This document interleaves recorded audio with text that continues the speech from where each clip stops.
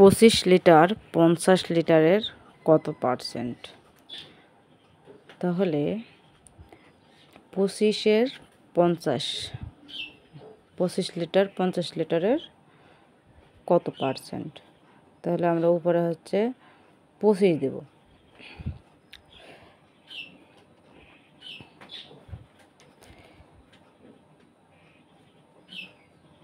পঁচিশ লিটার 50 লিটারের কত পার্সেন্ট?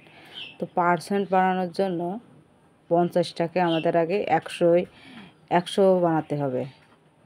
50টাকে 100 বানানোর জন্য আমাদের গুণ করতে হবে। কোন সংখ্যা দিয়ে গুণ করলে 50কে আমরা 100 বানাতে পারবো?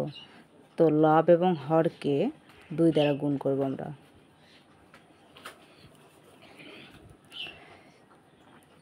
উপরে হচ্ছে কি 25 দুগুণা 50, 25 দুগুণা 50 আর 50 দুগুণা 100। তাহলে পার্সেন্ট মানে হচ্ছে 100, তাহলে 50% আর 50টা এখানে বসে যাবে।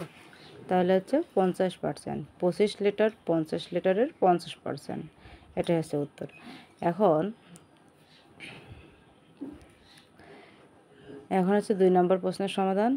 120 কিলোগ্রাম 20% হলো কত কিলোগ্রাম? 120 কিলোগ্রামের 20% হলো কত কিলোগ্রাম? তাহলে 120 গুণ পার্সেন্টটাকে আমরা ভগ্নাংশে পরিণত করব। তাহলে 20/100, তাহলে দুটো শূন্য আমরা কেটে দিলাম। এখন 12 দুগুণে কত? 24, তাহলে 24 কিলোগ্রাম। তাহলে কি পেলাম?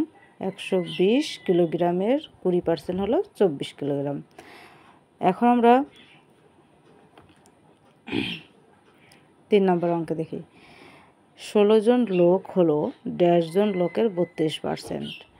এই অঙ্কটা 1 নম্বর অঙ্কর মতোই, কিন্তু একটু ঘুরিয়ে। ওখানে আমরা 2 দিয়ে গুণ করেছিলাম, কিন্তু এখানে আমাদের 2 দিয়ে হচ্ছে ভাগ করতে হবে। তো 32% মানে কি?